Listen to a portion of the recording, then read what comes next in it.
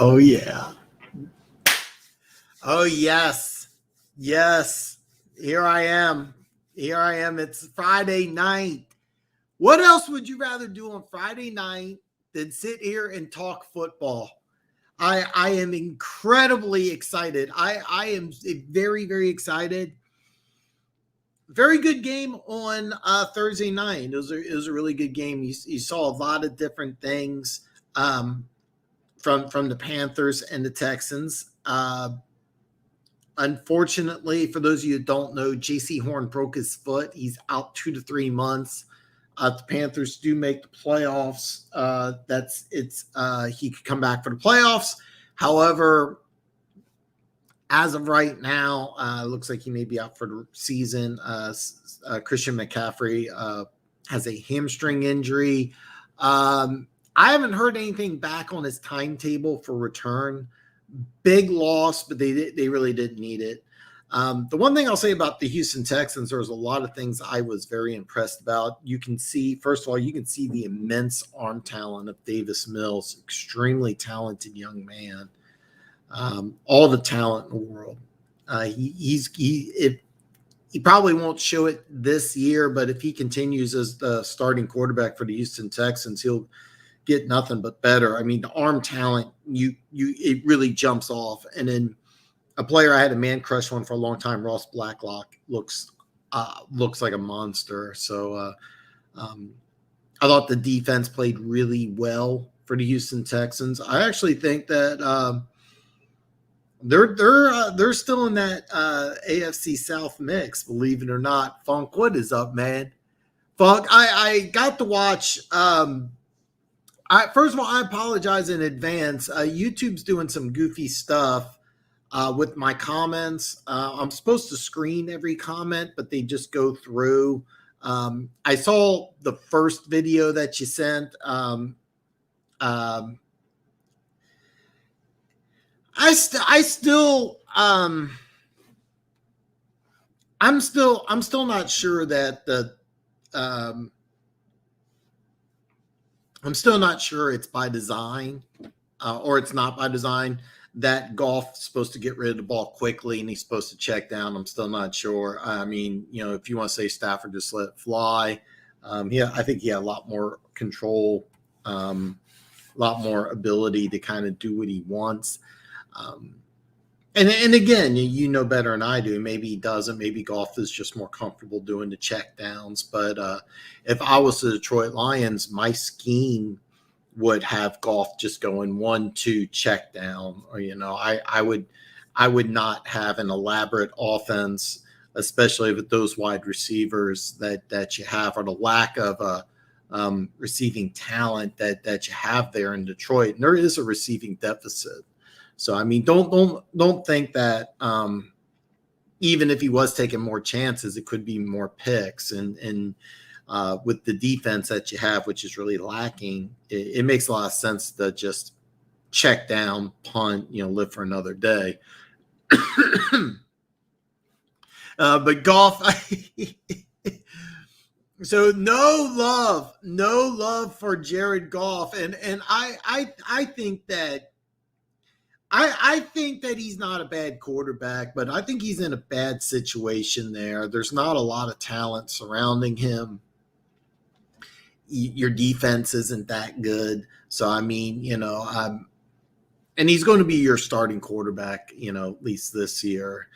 It'll be very interesting to see what they do with the two number ones. If they try to get a quarterback, if they try to make a trade, it'll be very interesting to see what Detroit does in the offseason. But, I mean, he's your guy for right now, and I don't think he is. I don't think you're giving him enough credit. I mean, possibly the worst receiving core in the National Football League, and I say possibly because, I mean, you have a really good tight end. I mean, I'm a fan of Hawkinson. DeAndre Swift is a good player. So, I mean, I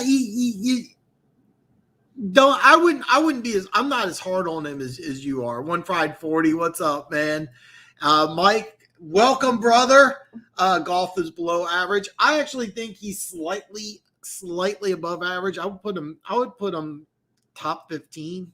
So I like Goff. I think he's a natural passer. Average arm strength. Definitely a step below Stafford. I think he's not as good as Stafford. So, I got some flavored coffee I've been trying out. I got some good stuff here. I promise it's just coffee.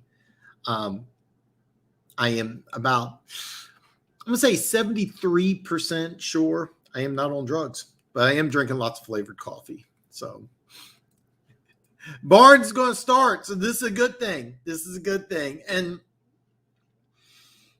basically, Collins is on the trade block. You're going to start Barnes. So, and this might just be a situation where you just cut Barnes, or I'm sorry, not Barnes. Sorry, you may cut Collins. Just say, hey, we're done. So, Funk has never liked golf. He's seen at least 25 LA games, and I didn't think he was good even when he was winning. Even if the wide receivers suck, you have to. Oh, yeah, if they are open, you have to. I get it. I get it. I get it. I mean, I really do. I understand. I just sit here and I'm gonna tell you something though. There's a lot of things besides golf that is bad with the Detroit Lions. All right, there's a lot of things, but how they played is really, to be perfectly honest, how they've looked the first 2 weeks of the season is to be perfectly honest, a little higher than I expected. They actually looked better. I mean, and now keep in mind, I have no confidence in the 49ers. I was really hoping they'd win that game. And we'll talk a little bit about 49ers. I'm going to go ahead and break down every single game. If you're watching on YouTube, I have a link to my bookie where you can go ahead and use, I get like a little bit of a referral. I think you get something also. Please note, I'm not associated with my bookie. I've never made a withdrawal. I've only made a deposit using Bitcoin. Bitcoin deposit's pretty cool. There's different versions on how you do it. So if you're going to bet on Sunday, you want to make I think the standard withdrawal is like 24 to 48 hours. So, yeah.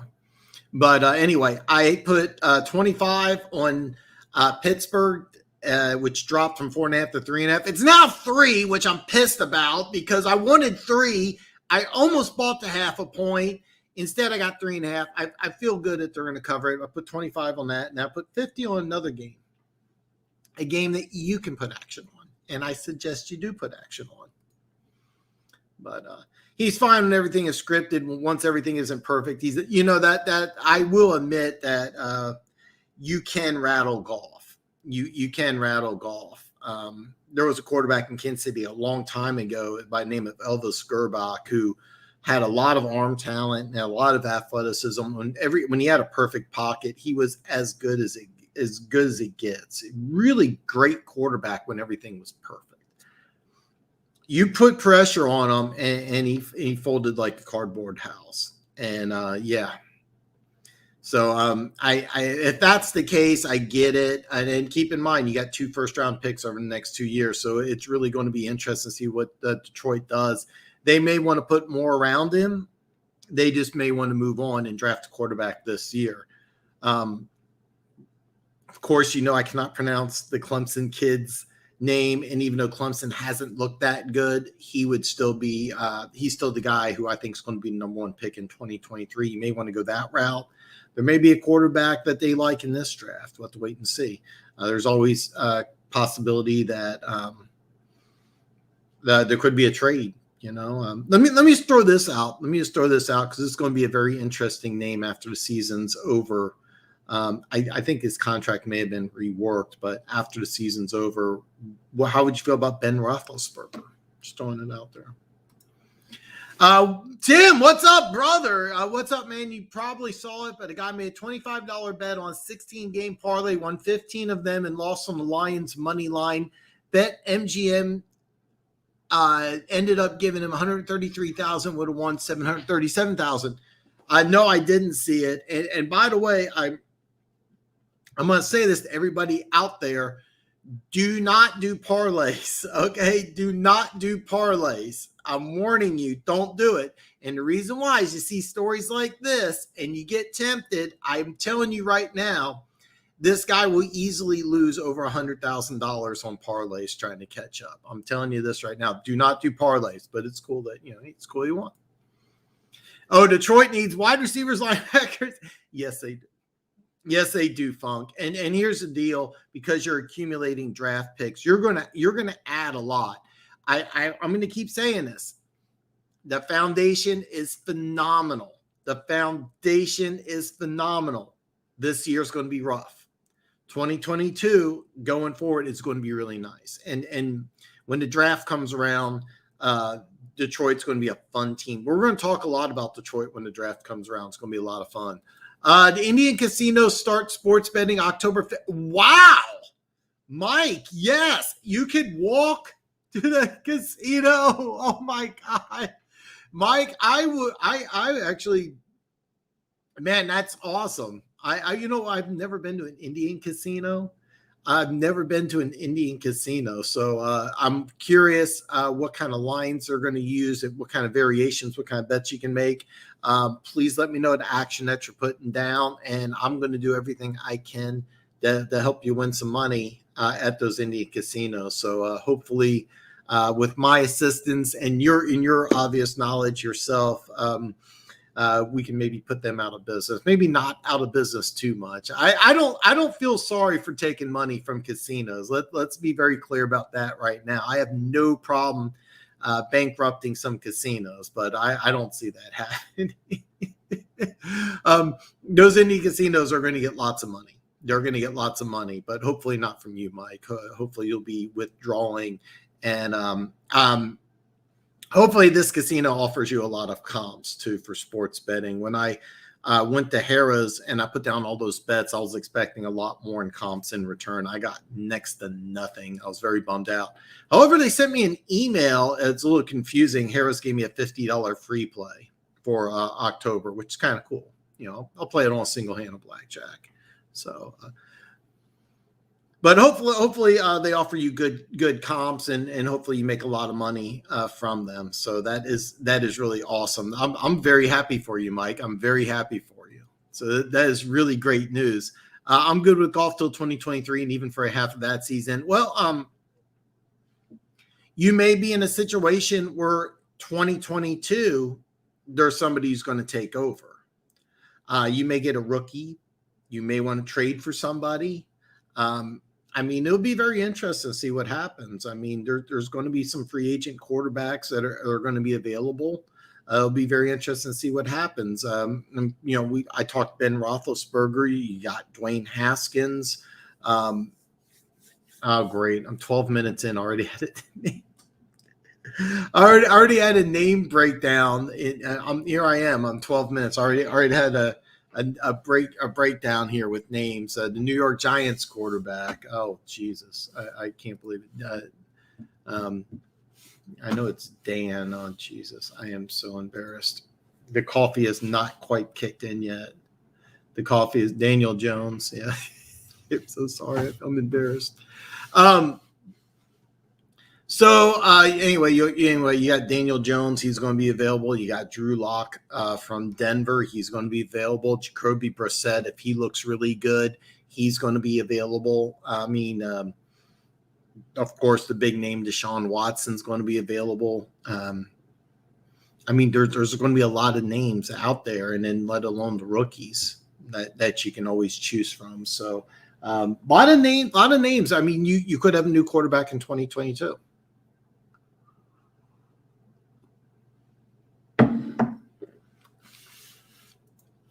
I know. I'm jealous as hell, Mike, because the closest I come to is I have to go to Iowa. So yeah, I'm very jealous, man. Whatever you do, don't wear your boots and play three hands of blackjack at the Isle of Capri and Boonville. Been there, done that. Yeah. So what he's referring to is that he took me to an MU game. We drank. I drank a bunch of beer. Tim didn't drink, and then we went and I blew. I think it was $600 at the Isle, and I remember I had my boots and I threw them against the walls, pissed. And yeah. I don't remember if I went three hands or not, but yeah. Next year, they're going to have 5 picks within the first 2 days without any trades. Kenny G will get a really high comp. Absolutely. And here's the deal. You got John Dorsey, who's going to help you with those picks between 3 and 5. And I think those are the key picks. This is my opinion. Rounds 3 through 5 are the key picks to building a team. The first round is more for TV and it's more for, fans, me and you, draft fans, but really where you build the teams rounds 3 through 5. And John Dorsey's had a real knack of nagging players rounds 3 through 5. Here in Kansas City, let's look at some of the players he got here. Tyreek Hill in round 5. Travis Kelsey, round 3. I mean, those are kind of the big ones. Kelsey's a Hall of Famer, and Tyreek Hill's en route to being in Hall of Fame. So, those are the real big ones. But he got some really good offensive linemen. Of course, a lot of these guys are gone. I've forgotten the third round those picks before Dorsey got there, but. Dorsey's had a reputation for being able to find players in the mid rounds, and that's kind of what you're looking for. And if you look at the Rams you get the Rams, let's just say that's bottom 4th, below 24, but it's still, you could trade, you could do a lot of things. You can get very creative there. And then your first round pick, you never know what you're going to do. But yeah. I think they'll have during game betting too. I'll try to, Mike, actually in-game betting is really it's something really big, and it's something you may want to take advantage of. Something I strongly recommend. Something I don't do because I like to DVR the games, but in-game betting, like let's say for example, Kansas City and the Chargers. The Chargers, let's just say they get the opening kickoff, they go down and they score. Well, Kansas City's probably going to win, but the line will shift. Right now, it's a 7-point game line, so if the Chargers will score, you can probably still get. It'll drop. You'll probably get an amended line of like 4.5 or 4, and that's how you want to bet on. Last year, Cleveland played Tennessee. Cleveland got up to a 38-10 lead, and then the line was like 20 or something. Yeah, and I put action on Tennessee to cover 20, and you could take advantage. You could take advantage of that. You have to be careful. You want to watch who you're betting on, but okay, the first game that's available here, Arizona at Jacksonville. Jacksonville's 7.5 point dog. I wouldn't bet on that, but let's say Arizona gets up 21-0. You may get an amended line of like 15.5. And yeah, I might go ahead and take Jacksonville to cover 15.5. Because Tannehill's going to throw the ball. He's talented. He can make some plays. Just throwing that out there. But the VIG on in-game betting is huge. So, okay, if the VIG's really big, then yeah, avoid it. And we're kind of getting into the advanced part of sports betting, which is great. Not everybody does it, but yeah, you're right, Mike. If the VIG on in-game betting is big, but it is something that you can take advantage of. I know some people that just do in-game betting only, and they wait. Take a team with a great offense. If they're going to get down, then you go ahead and bet. Like I said, Kansas City's a great example. They've scored over 30 points in both games this year. Well, if the Chargers get a 7-0 lead and you can get, Kansas City to cover, 3.5 or 4, maybe you want to go ahead and get that. But for the most part, I don't do it myself. And the reason why I don't do it is because I DVR all the games. Is that something I'm going to do later on? Yes. But of course, you got to kind of factor in the VIG. Yeah, factor in a lot of different things. But blowouts in the first half. Yeah, I'll take advantage. You take a team. Buffalo. Let's say Washington got an early touchdown. I might be interested in taking Buffalo, a team with a high-powered offense. That game against Washington may be a little different. What other one would I really consider? Cincinnati gets an early lead on Pittsburgh. Of course, I got Pittsburgh to cover 3.5. Why I can't get them to get 3? That's a big loss on my part. But yeah. How big you talking on the video? Oh, okay. All right. Look how many studs have been drafted at the end of the first round. They'd trade back. I'd rather make our move on a QB needy team so you get an extra for exactly, Funk. And here's the thing, I can vouch for Dorsey. He's looking at 2022 and 2023 right now, and probably in 2024. And that's kind of the situation. Where do you want to make your move to get your quarterback? All right. Do you want to make it this year? Do you want to make it next year? Do you want to go through free agency, or do you want to build through the draft? I mean, ideally, you want to build through the draft. You want to get that rookie quarterback who can lead your team to victory. I mean, that's kind of what you're looking at. And you want to wait and get your guy in 2022, or you want to go 2023. I think it's going to be one of those 2 years. I mean, you're going to make a move on a quarterback. The question is, do you want to use it this year or next year? And that's another thing, is like, what if you get a guy that you really like, but you know you can get him towards the middle of the first round? Do you get a little creative? Do you want to move around? You know, there's a lot of questions. All I know is that come draft time, we're going to talk a lot, and we'll probably, I know it's hard to believe, we're probably going to disagree on a few things. So, we're going to disagree on a few things. So,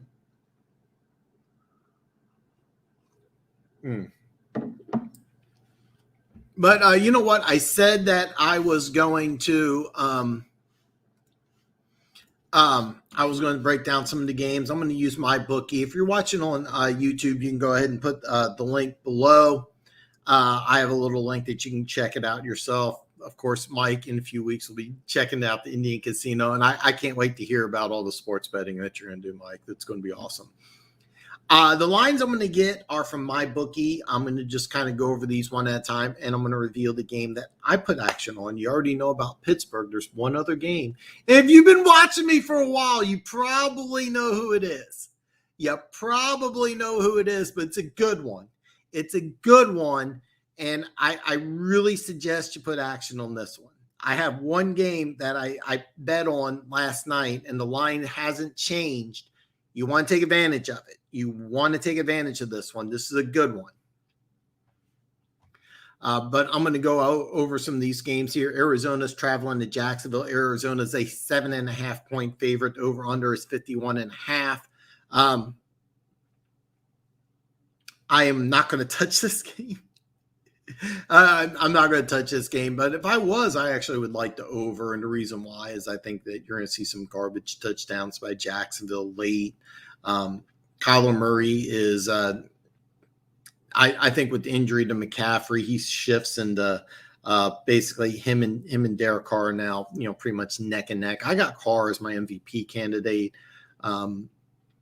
Arizona probably wins this game.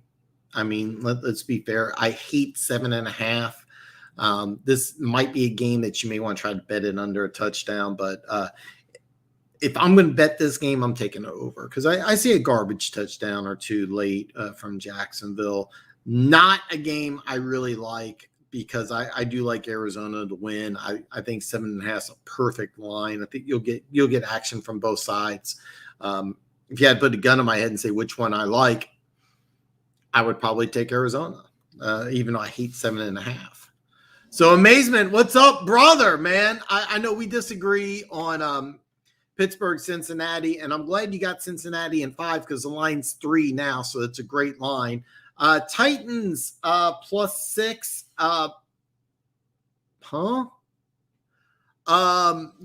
Okay.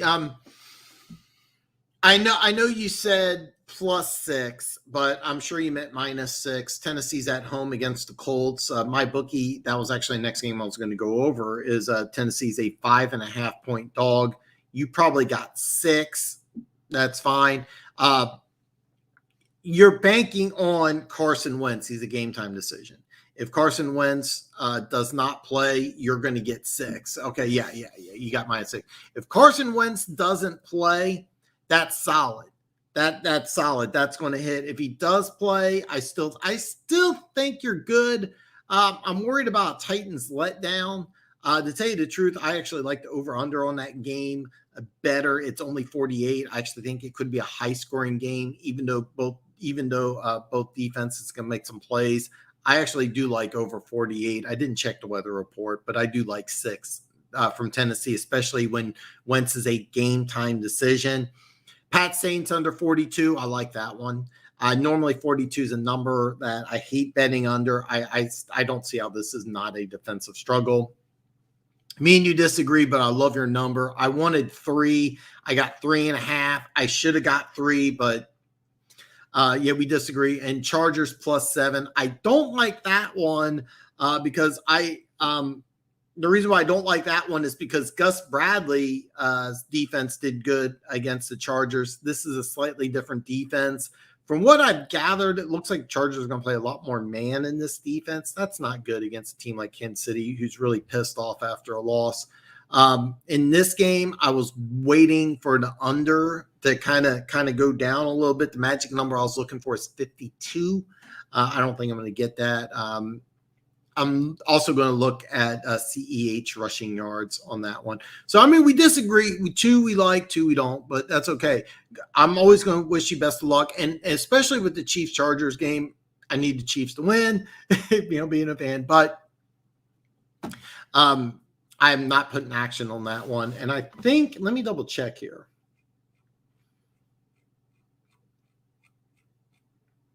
Okay.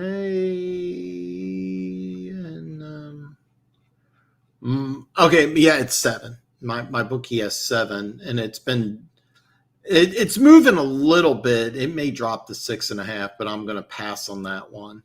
I am going to pass on that one. So, not touching it to take the over, and the cards even give. Yeah, I don't like that, but I would take the over on the points, but.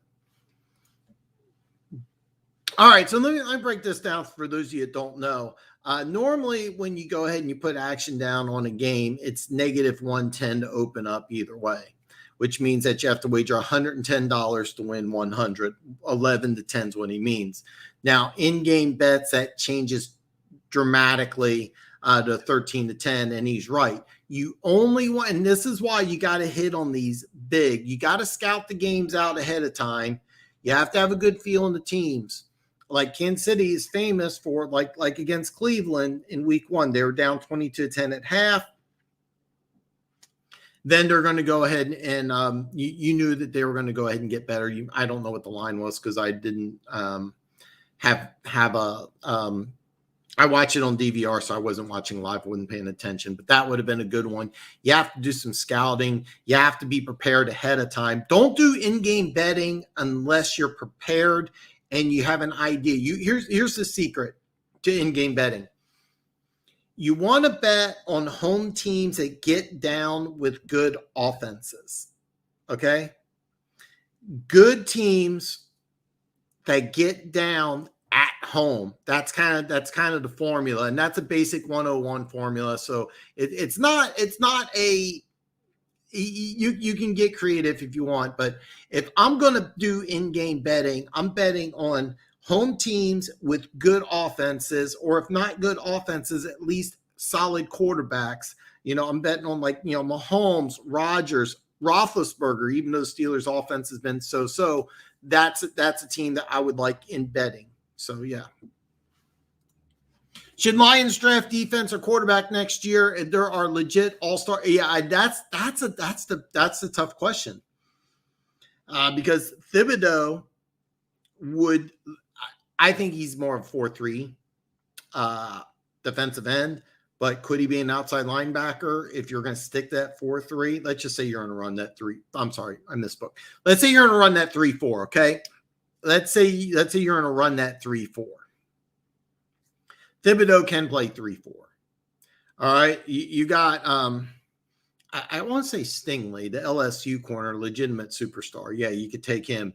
You could take the defensive tackle out of Texas A&M. You could take all 3 of those guys, any one of those guys. Yeah, absolutely, you could.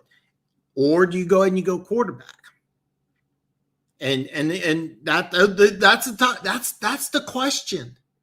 And here's the thing. Here's the thing. Let's say the Lions do like what the Jets did, and they start off like 0-12, and then they win a couple games late, and they get out of the top 3 to 5, where they can't get a superstar, and then they can't get a quarterback, where they're like somewhere between 7 and 10. What do you do then? So yeah, there's a lot of questions. We're gonna talk a lot of Lions. My neighbors suck. They just suck. I don't know if you heard that or not, but I get that all the time. I hate them. So yeah, this is why we're going to talk a lot about the Lions during the draft, and when football season's over. I'm still gonna come on live, and we're still gonna talk football. A lot of stuff about the draft. No, I don't blame you. I don't blame you at all. I don't blame you at all. The only thing I'm telling you that I would worry about is that you're almost guaranteed to give up 30. Can you score 24? And normally 24 against a bad defense. A lot of people are looking at the Chargers. Yeah, but I don't have a lot of faith and confidence in the Cowboys defense. What did they give up? 17? So, I mean, if you look at what the Chargers have done this year, the offense has not been very good. And yeah, I know Chiefs defense hasn't been very good, but I mean, I could rank the Chiefs and the Cowboys defense pretty similar. So, off of a loss, Arrowhead, yeah, I get your logic.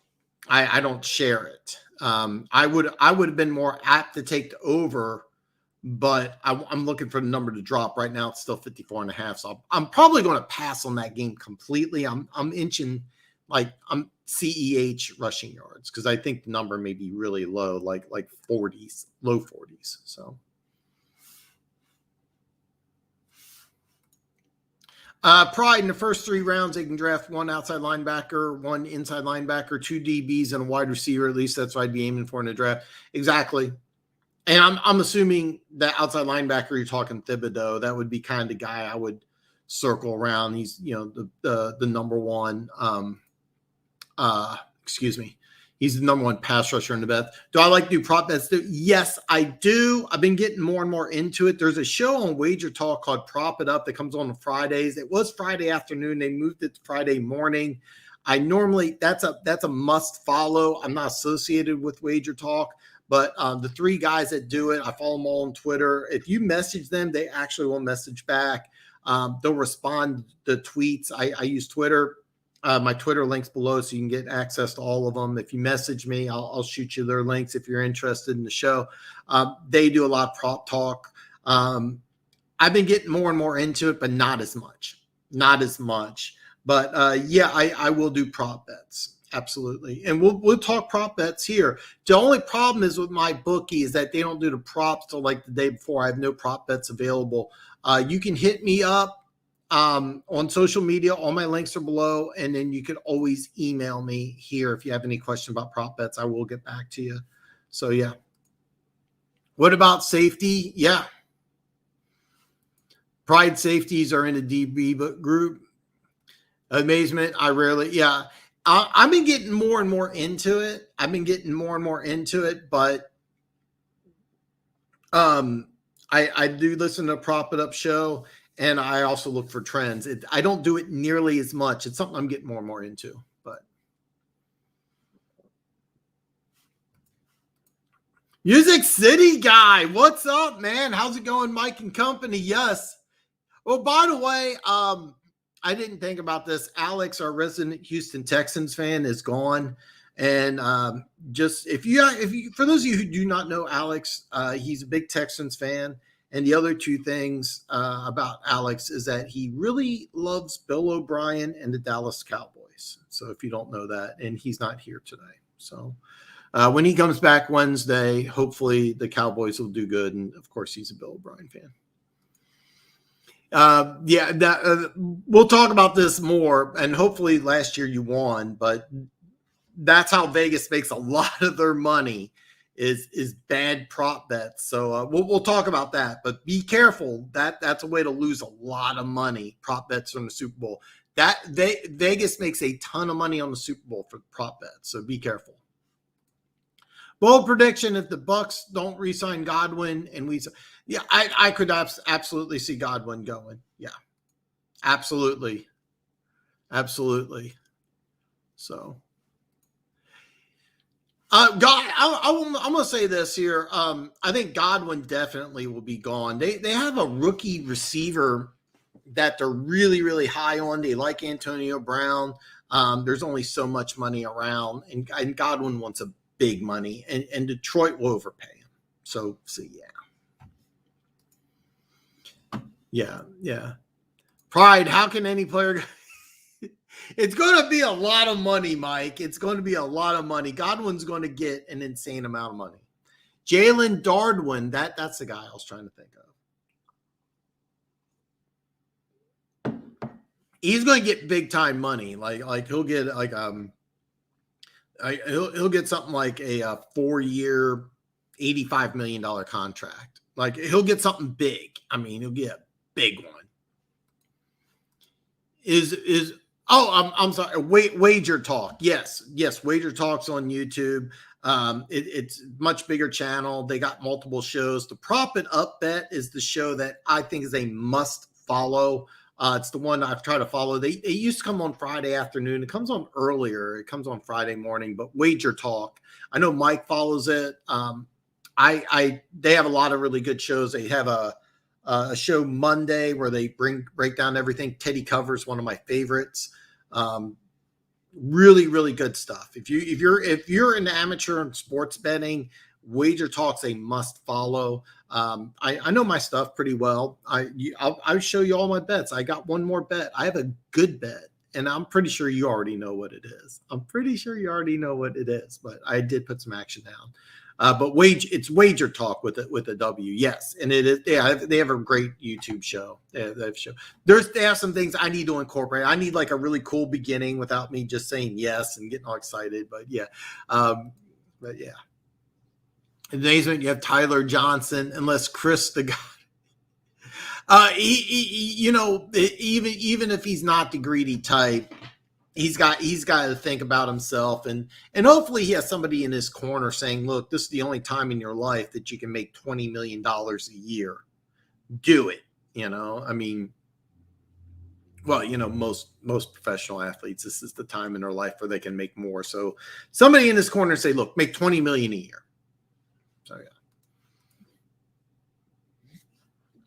Mike, the Lions will have cap space next year and money. Will take you places you never wanted to go. Plus, the Lions coaches are loved by their players, including Randall L., who's from Tampa.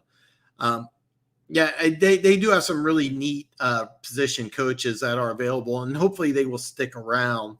I still think that there's a good chance that after the year's over, they make major changes on defense. You could see multiple coaches gone. They may switch to that 4-3, which I really think they should do. So yeah. Oh, I forgot AB is out, and I do like that Darden kid. So yeah, I really like that kid. They got Tyler Johnson as well. I actually forgot about that kid. Or they signed Jesse Bates because. And that's a tough one because Bates wants a lot of money. Bates was a guy who should have gone in the first round. He went in the third round. He's a Pro Bowl safety. He's an absolute stud. And the problem is they gave the Seahawks gave Jamal Adams a 4-year, I think it was $70 million contract, and that reset the safety market. So Bates is going to want close to that, deserves close to that. Bengals traditionally don't do that. So that would be I could definitely see that. So yeah, I like Darden a lot. Didn't he play ball in Minnesota? Am I correct there? I could be wrong. Tyler has potential. Goodwin's such a big weapon because he blocks. He's a great player. He's a great player. It's just that with all the big names you got on your team, you can't just sign anybody. Now, would Godwin take a pay cut to stay there? Yeah, he would. But I mean, there's a difference between making, $7 million a year and $20 million a year. And he could potentially, the money that he's going to add, I think they signed him to a 1-year, I think it's $15 million deal. So it wouldn't surprise me if he takes a $20 million deal. I mean, seriously, some team's going to offer that, and I think Detroit will be in the forefront. And the thing is, with Godwin going there, with all those draft picks they have, they can concentrate on defense. And I think that's what they're going to do. Funk had it up earlier, all the players they're going to draft. They may take a page out of the Carolina playbook and get all those go out and do like what Carolina did 2 years ago, draft a bunch of defensive players. And I could see Detroit doing that. So, yeah. Tyler can do that for you too. But when do we get the money to lock up Hawkinson? That's not going to cost as much as a wide receiver. All right, you're not going to pay. You don't have to pay Hawkinson the same amount that you paid Kelsey or Kittle. All right, if you're smart, and if Hawkinson's smart, I mean, don't get me wrong. He's going to get a raise, but he's not going to get the type of money it's really going to put a dent in your cap. And if you are giving him that type of money, I would find that to be a mistake. If I'm Hawkinson, hey, look, I'm a Pro Bowl tight end. I'm loved here. Being from Iowa, he's probably used to that area. I'm speculating. Maybe he wants to go somewhere else. I don't know. Maybe he's miserable there. I have no idea. But it's not going to be. It's really not going to be a thing to break the bank. Hawkinson's contract should not be a break the bank type of situation. It should be less than $10 million a year if you do it right. If I was Detroit, I would try to get him signed this offseason. If I'm right, it's year 3, so you want to sign him because you'll take the 5th-year option. And you could go that route. You could take the 5th-year option, play hardball with them, or you could sign him and then not give him as much as Kelsey or Kittle because he's not that same type of guy. So, Lions guys do not like golf. I was hoping to change the scenery would do him good, like Darnold. They do not. I am higher on him than everybody else here, Music City guy. I think he's a good quarterback, and I say good. Goodish, average-ish. I don't think he's bad. He's definitely a downgrade from, he's definitely a downgrade from what they currently have. I forgot his name. I can't be this bad on names. I can't be this bad. He's definitely a downgrade from Stafford, but I think he's a good quarterback. Of course, they want to get a rookie. Pay a rookie contract. So the question is, what do you do? Because there's no real quarterback as of right now in the college ranks who's saying like, okay, hey, I'm the number 1 pick. You want to take me in the top 5. I think the quarterback out Clemson in 2023 will clearly be the number 1 guy. You're not seeing that right now. So do you think Bowles will get another head coaching job? Maybe take Bowles should get another job. I thought he should have got another job after the Super Bowl. I think he should have got another job, and he will get interviewed. I thought he got a bad deal from the Jets, and I think that more and more people are going to look at that and say, "Hey, look, it didn't work out in New York," which honestly he got a bad deal. Yes, he will get another head coaching job. I think it'll be this year, and I think it'll be for an NFL team.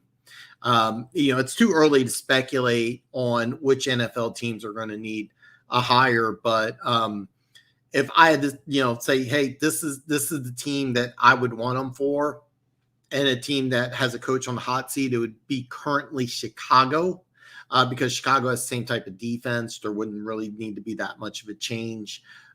He would just come in, he would basically run a very similar scheme, and then he would hire an offensive coach. But it's hard to say. But yes, 100% Bowles will get another head coaching opportunity. I think it's this year. I think 2022, yes. Golf has 2 picks, 1 for 6, 2 fumbles. What do you? Okay, North Texas. Okay, I was not even close. Who else is pumped to see Barnes? I mean, that's a good thing. I'm excited about it, but I mean, hopefully that if you do decide you want to move on from Collins, hope you get something in return. How much will he get here? Heck, Regs wasn't that much. If you're talking about Hawkinson, I have no idea, but he's not going to be a break the bank type of player. So Mazeman, I think Leftwich would get a chance first. I think both of them will be gone after this year. To be honest, I think both of them. I would have Barnes first, but a lot of times people say, "Hey, I want to go with the guy who's got no experience versus the guy who has losing experience." I don't feel that way, but some teams do. I think both guys will be gone. Both guys will take head coaching jobs after this year. I think both of them. Leftwich could argue. There was talk about Leftwich for the last couple of years. So yeah, Leftwich will get a job. I think Leftwich and Bowles will both get jobs. So is Stafford that much better in golf? I don't see that much of a difference. We'll see this season. I thought Stafford was a top 10 quarterback. I thought Goff was a top 15 quarterback, depending on how much you want to say. Arm strength, yes. Stafford has an elite arm. Goff does not. Stafford's got a lot of pieces surrounding him now, where Goff is going to a place where he doesn't have that much. It's hard to say. Is Stafford better? Yeah. I mean, I couldn't put a quantitative number on it. I do think Stafford's a top 10 NFL quarterback. I still think Goff's top 15. So whatever that is worth. But yeah. Hawks is getting north of 17. Dude may get 20 if the cap goes up. This would be a major mistake, in my opinion. And the reason why is because this would put him at being the highest paid tight end in NFL history. I think Kelsey, I think Kelsey got a. I think Kelsey and Kittle are both getting 15 and under. So if you're giving Hawkinson 17, you're going to reset the scale. And I would not do that if I was the Detroit Lions. I would go to Hawkins and say, look, you're not as good as these two guys. Take a little less. We'll build a team around you. You'll be a Pro Bowl tight end for the next couple of years. You'll love it. So I think this would be low. Or I think this would be high. I'm sorry. I would not pay him this much, because if you pay him this much, you're going to reset the market. You don't want to do that. Not for Hawkinson, and nothing against Hawkinson. He's not in the same category as Kittle or Kelsey. You don't want to reset the cap. Could his agent? Now, I mean, don't get me wrong, Funk. If you took over as Hawkinson's agent, I'm definitely throwing this number out there. But if I'm the Detroit Lions, I'm trying to get significantly less than that. I'm not trying to reset the market, and I don't think you want to do that. I think if the Lions reset the market with Hawkinson, I think that would be a big mistake. Yeah, I agree. Music City guy Leftwich. Name popped up for the Marshall job as alma mater. And I have no idea if Byron Leftwich or Bowles wants to go into the college ranks. I'm just assuming that they're I'm just assuming that they're going to want to coach in the NFL again. Both of them, I think, will get NFL interviews, and I think both of them will get jobs, to be perfectly honest with you. I think they'll both get NFL head coaching jobs after this year. I know Kittle. I'm assuming you mean Kittle and Kelsey both signed deals, and both, I think, make under 15. So I'm going to say this right now: if Detroit resets the market with Hawkinson, that's a mistake. Did they played Appalachian State? I have no idea if they won or not. So. Hot seat NFL coaches this season. There's I mean, every year there's several. Right off the top of my head, right now, because Minnesota, we'll talk about this here. I haven't gone through all the games yet. Minnesota will play Seattle. If Minnesota goes 0-3, Mike Zimmer will be on the hot seat. Matt Nagy's on the hot seat. Those two definitely, especially if Zimmer starts off 0-3. You got those two guys. Those would be actually the top two guys right now. But I mean, you're going to see several coaches on the hot seat. Trying to, off the top of my head, right now, those two are the big ones. And with Nagy, I mean, he has to have success with Fields and probably get to the playoffs. And Zimmer, if they lose to Seattle, which is, I think they will, I mean, he'll be 0-3. So, I mean, yeah, he will be on hot seat. So, but there's always head coaching jobs. And usually there's one that just comes out of left field. Usually there's one that's like, hey, this is available. So a lot of football left. So, I mean, we'll definitely talk about it more as the season progresses. Speaking of Marshall, Grant Wells looks good. Wouldn't be surprised talking about him in 2023. If you're talking about for an NFL job, I would be very surprised. More than likely, teams that do normally coaches in college that do good at non-Power 5 schools want to take a Power 5 school job. If you're good at Marshall, even though it's a semi-rivalry, West Virginia may be interesting. I don't have an extensive knowledge of what Power 5 teams are available, but yeah. Normally, if you do good at a school like Marshall, you want to go to a Power 5 school. I have no idea. I couldn't say, but it's a guy to keep an eye out on. He may want to try his luck in the pros. You never know. Amazement. Stafford takes shots downfield and has a howitzer. Fire it in real tight windows. Goff doesn't have that. Plus, when Staff's under pressure, he keeps his eye downfield, and Goff doesn't. Yes, and that's something that I've heard, but Funk will have to answer this more than he'll have a better answer than I do. And he sent me some videos. I just watched the first one where some guy was going over Goff and how Goff doesn't go downfield when he should. Stafford does have the arm to go downfield. I'm firmly convinced that, and again, Lions fans will have to vouch for this. They'll know better than I do. I'm convinced the coaching staff is telling Goff, keep it short, 1, 2, 3, don't go downfield, don't take a lot of chances. You got a rookie playing left tackle who we wanted to play on the right. You don't have wide receiver talent to win the one-on-one competitions. Check down. Funk saying that might be the case, but even when there are wide open plays, he's not making them. So I will say the only thing about Boob Quinn is he gave us a good line, gave us hockey. I am very jealous. Actually, to tell you the truth, I know that the stadium holds, I think it's like 30 or 35. It's not a massive stadium, but the FAU stadium looks awesome from the outside. I know that the Last Chance U, when Lane Kiffin was there, he got a couple of those guys to go there. So I kind of wanted to watch them, and the stadium looks really cool. It looks really cool. So I'm very jealous of you, Mike. I would love to go to an FAU game. Just throwing that out there. I'd love to go to an FAU game. I was high on him. I think Funk was high. Luke G called it. I did not. But yeah, I'm still high on him. I just don't think you reset the market with him. Man, you guys are killing me. First Godwin gone. Now both are carding. This is what happens, man. The Chiefs lost multiple offensive coordinators, and Eric Bieniemy will be gone as well. So yeah, I feel you. Hey, can we get another Super Bowl? Yeah, and you're in good shape. Great game. There will be a lot of percentage. Yeah, and this is part of the management is that you have to do the contract right, and you got to sign them at the right time.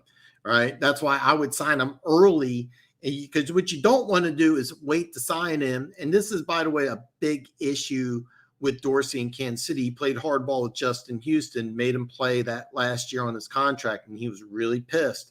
What did he do? He stuffed the run. He was a monster against run. He got 22 sacks. Should have won defensive MVP, but it was one of the years that Watt got 20 sacks. So he was second. Normally 22 sacks, and when you stuff the run, you win defensive MVP. And then Kansas City had to give Justin Houston $100 million instead of the 50 or 60 that they could have signed him for the year before. This has been an issue with Dorsey in the past. However, Dorsey's just an assistant coach or the assistant general manager. However, I would sign Hawkinson to an extension early if I was Detroit, but do not reset the market. That would be a big, big mistake. Pride, did you hear Quinn said he would have drafted Hawk if he wouldn't have acted differently than he really acts? Quinn would have drafted. Denver Gator, what's up, brother? Just threw down 32-ounce porterhouse perfection. Quick, what did I miss? Hey, listen. I wanted to let everybody know, as well as you know, that Alex is not going to be here. For those of you who do not know Alex, he's our resident Houston Texans fan who is also a big Bob Quinn fan and a big Dallas Cowboys fan. So that's what we missed so far. And they won by 1. Okay, I know they played. I just didn't watch. So. Yes, Pride. That was okay. Yeah. You were saying that. So was Luke G. I had somebody completely different. I had offensive line. So yeah, I hate how when you take an under, yeah. I know. I've done this. This is bad. Yeah. Mike, that's cool. It'll be a big game in the conference. I love the Conference USA. By the way, Conference USA football is a lot of fun. I got to catch some SMU and some Tulsa, some really good football. I might go to UGA's bye week in Nashville. That would be awesome. I say this every year. I just don't have the time I want to watch more college football. Last week, instead of watching NFL football, I watched BYU and Arizona State. And unfortunately, Arizona State lost because their quarterback, I thought, was a Heisman candidate. If he beats by BYU, a dark horse Heisman candidate, but still a Heisman candidate nonetheless, but not anymore. Hawk is better than you think. He's the third best tight end in the league right now. Could be top 2 by payday, legitimately in the number 1 conversation. No. And I'll give you 3 tight ends that's better: Darren Waller, Travis Kelsey, George Kittle. And Noah Fant, his teammate, who was drafted after him, might have better receiving numbers. Now keep in mind, if you talk pure all around, he blocks phenomenally, and gotta give him credit for that. But when it comes to getting paid, usually it's the numbers. Is he a third best tight end? No, he's not. If you want to say fourth, sure. And he's a great tight end. It's just that Kittle and Kelsey broke NFL receiving records, all-time NFL receiving records, and that's why that's why Kittle reset the market and Kelsey signed for a little less than Kittle, and Kelsey, believe it or not, took a slight pay cut. He could have been a dick and asked for more, but I'm drawing a blank on what the Kelsey contract is. But I'm telling you right now, if Hawk resets the market, that's not a win for the Detroit Lions. Even if he is, let's just say top 3 tight end, let's just put him at number 3. All right. It's still a loss for the Detroit Lions because you have holes at other spots. So, yeah. Longtime Music City Bowls in the Swamp Saturday. Let's go. I don't even know what the line is on that game, but if Florida doesn't win by 20 or 30, yeah. I wouldn't right now. So, yeah. I always thought Brian Kelly would leave the Irish for the NFL, but Irish at his top job should probably stay in college. Yeah, he makes probably more. I don't know the contract off the top of my head, but he probably makes more money at Notre Dame. More money at Notre Dame than he does in the NFL. I know Harbaugh makes – that was one of the reasons why Harbaugh was pissed about the 49ers is he was one of the – even though he took the Niners to the conference championship game, he wasn't paid like a top coach. He was one of the bottom – he might have been the least paid head coach when he was with San Francisco, but real low number. Anyway, I think Michigan's paying him like $12 million a year, and I know Saban makes about 10. So I don't know what Kelly's contract is, but with the contract that they have with they used to have that NBC money, but he gets crazy. It's a crazy high amount of money, and Notre Dame and whoever takes over at USC, those may be better than So Yeah, but I heard that he wanted to go to the NFL, but I think he'll stay at Notre Dame. Pride, I think Hawk said it on Bustin' with the Boys. Quinn told him that to his face. Okay. Kittle, Kelsey, Waller, Hawk, Andrews. Yeah, I can see that.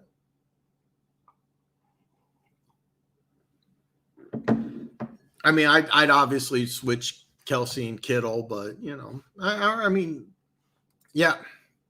Do you buy the Panthers? I hear their product the week schedule. They may go 5-0 since the next two games are soft too. Okay. Yes and no. They have the best defense in the NFL right now, but Tampa Bay, when they play Tampa Bay will beat them. Tampa Bay will be able to put up 30 or 40 on them. As of right now, they look like a playoff team. They need McCaffrey to be dangerous in the playoffs, and I don't know his injury situation. Horn is a big loss, even though he's a rookie. So it's a combination of yes. I know it's a weak answer, but do I buy the Panthers? Yes. Are they a product of the week schedule? Yes. Could they go 5-0? Absolutely. But when they start playing the better teams, you'll see that they're a wild card team. They're not on the same level as Tampa Bay, and you'll see that. So yeah. I'm hearing Gesicki. Yes. Okay. I'm going to say something that's going to sound really confusing. This makes sense. All right. Here's why. Gesicki is going to put up wide receiver numbers. He may get 17 million. All right. And if you're going to say, I think Hawkinson's better than Gesicki, why does it make sense for Gesicki and not Hawkinson? All right. I understand this is going to sound very confusing. This makes sense. Hawkinson does not. If you're the Detroit Lions, you do not want to reset the market. The Miami Dolphins could reset the market. The reason why is they got a young, talented wide receiver in Waddle who's going to play under a rookie contract for the next couple of years. They also have another name fart. They re-signed their number one wide receiver. I'm drawing a blank. Went to Louisville. I've got to get better with names. I'm drawing a complete blank on his name. They re-signed him. I'm looking it up. I know his name. Louisville, 6'4", Devontae Parker. They re-signed Parker. It makes sense. All right. Gesicki may get 17 million. I understand that. All right. You have a young quarterback in Tua. You're building around Tua. Give him his safety blanket because you're not paying running backs anything. All right. If you're Detroit, you're going to give money to Swift. Probably in the next year or two, you're going to give some money to Swift. Not a huge contract. If you're Detroit, you do not want to reset the market. If you're Miami with more draft picks in Detroit, believe it or not, this makes more sense. Is Gesicki a better tight end than Hawkinson? No. Will he put up better receiving numbers? Probably. Gesicki is almost allergic to blocking, by the way. That was a criticism of him.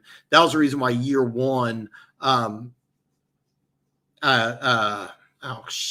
Jets head coach, Gase, he got in Adam Gase's doghouse because Gesicki didn't want to block.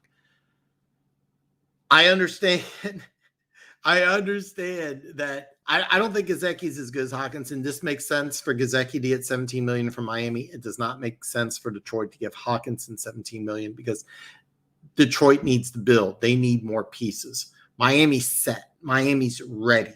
They need to get Tua healthy, and I think they need a running back, and that's it. Where Detroit needs like 5 or 6 other pieces. Hopefully that made sense. What's up, Gator? You guys are so close against Bama. Hopefully the Foles could make it a game like the old days. By the way, that used to be a great game. That used to be a great game. And I was not expecting Alabama, Florida to be good. So, yeah. Waller doesn't block like Hawk, and I value that. I have Andrews ahead of Waller, and the Raiders are my AFC team. Kelsey doesn't block. Don't listen to Chiefs fans that tell you Kelsey blocks. No. And Andy Reid's offense doesn't allow it. And the same thing with Gruden. All right. Kelsey and Waller are just big receivers. I think Gesicki may block a little more in those two, but Gesicki's also a big wide receiver. Hawkinson's a pure tight end. It's not valued as much. And even though you could say, well, it's more important, and Kittle blocks, and that's why he's the highest paid tight end in the league, it's not worth it for the Detroit Lions to do it. All right? No insult, but you don't, if you're the Detroit Lions, you don't want to reset the market at tight end.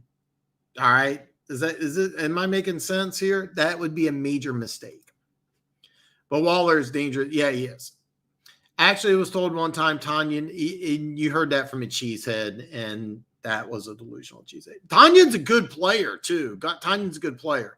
If you want to say Tanyan's a better receiver than Hawkinson, by the way, tell Hawkinson to quit jumping. That's another thing. So, yes, he is dangerous, but he isn't in the game on 4th and 1 when you're on the TNS. Yeah, and okay,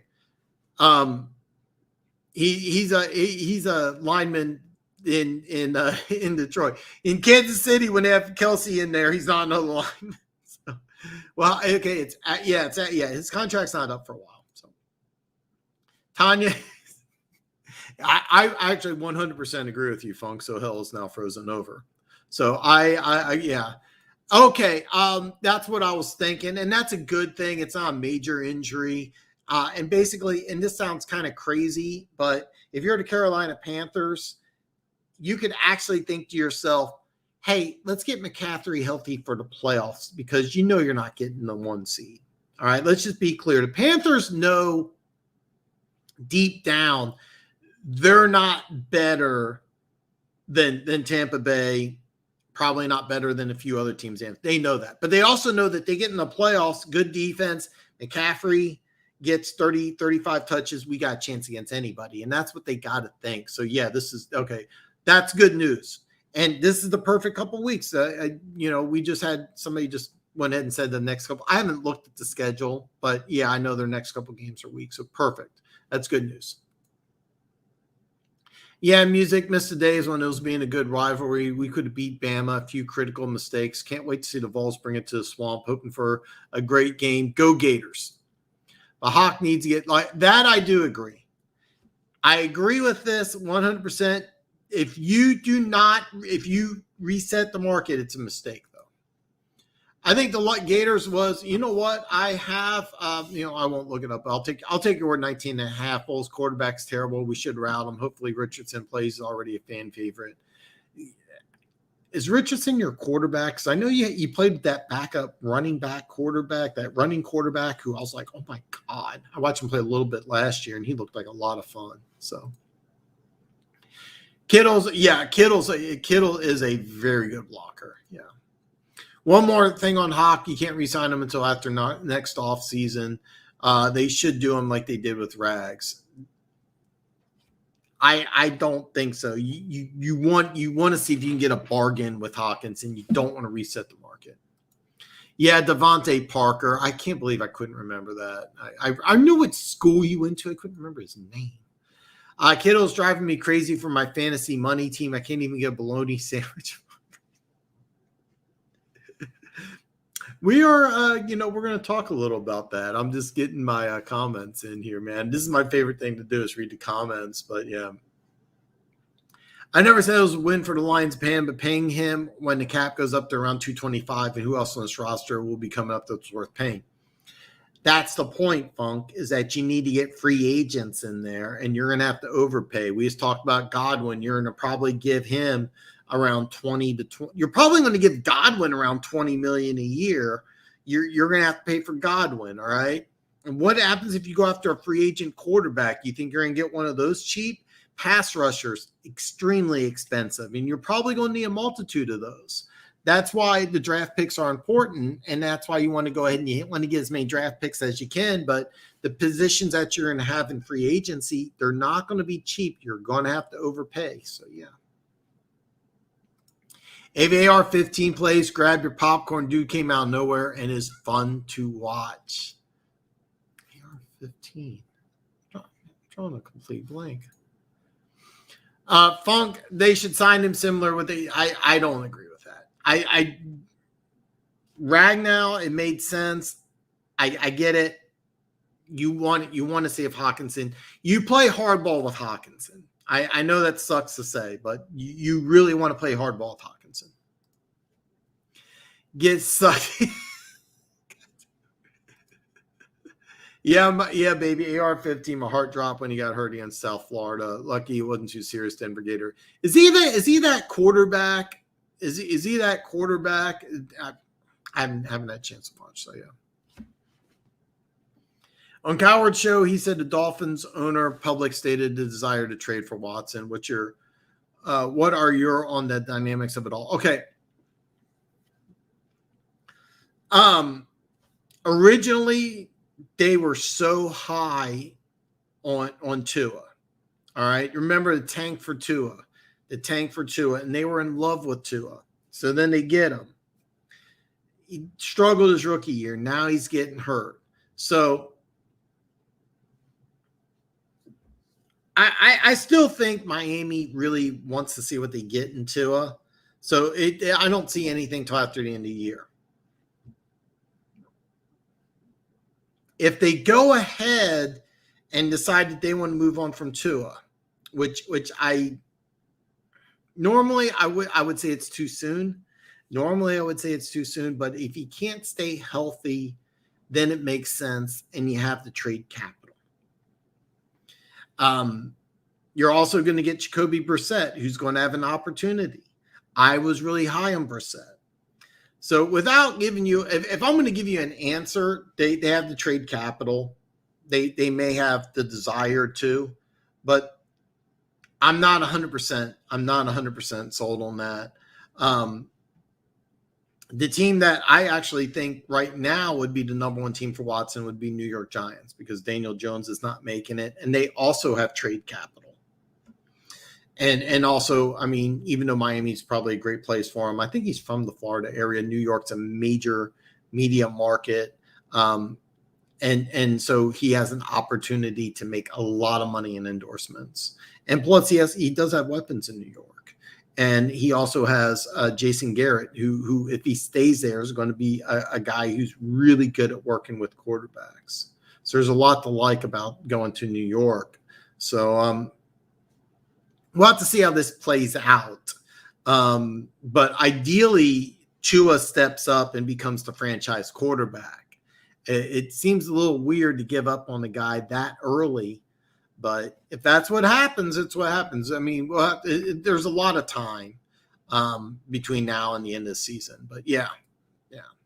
I think it's just some time, but I mean, it could happen. Absolutely. It won't happen this year. It'll be at the end of the year. But if you had to say, give me a place for Deshaun Watson, I'm saying the Giants. If Gesicki gets 17 before Hawk comes up for his payday, no way I see Hawk getting less. Exactly. And here's okay. Let me show. Here's what I would do. That's what I've been saying. Sign Hawk early. Don't reset the market. You want to pay him less than what Kittle's making. And I would play hardball with him. And I would say, look, this is what we're going to pay you. Now, Gesicki, if Gesicki gets 17, will Hawk take less than 17? Probably not. And I get it. But what I would do is I would sign him to a long-term deal. All right, let's just make up some numbers real fast. Just make up some numbers. 6 years, $75 million, 40 guaranteed.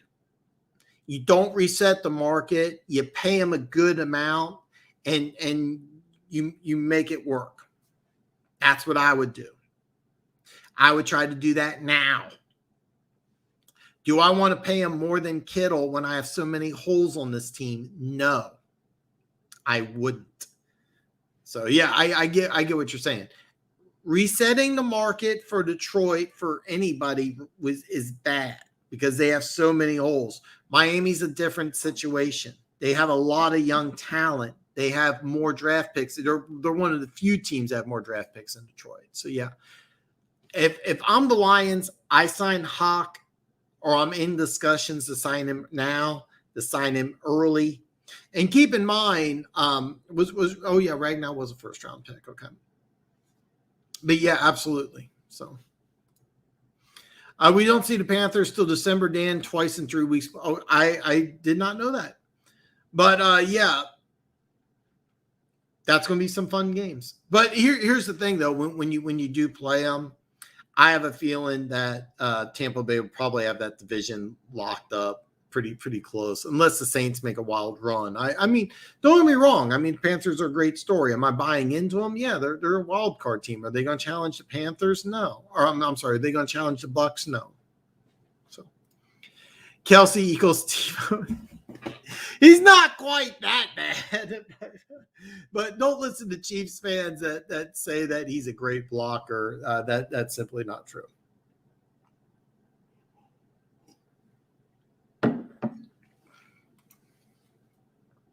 Okay, I'm calling some NCAA long shots this weekend. Arkansas beats A&M. West Virginia beats Oklahoma. Notre Dame falls.